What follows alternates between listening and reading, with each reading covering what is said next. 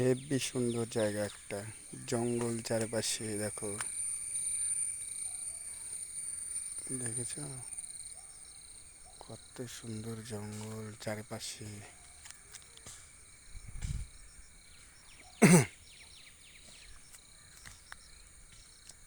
জায়গাটা দেখো, এখান থেকে কেউ যদি পড়ে শেষ, তাকে আর ফিরে পাওয়া যাবে না।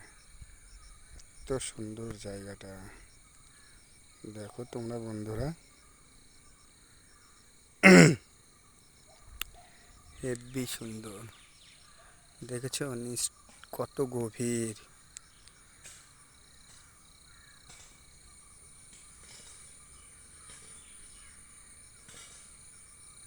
এর নিচেও ঘর বাড়ি আছে।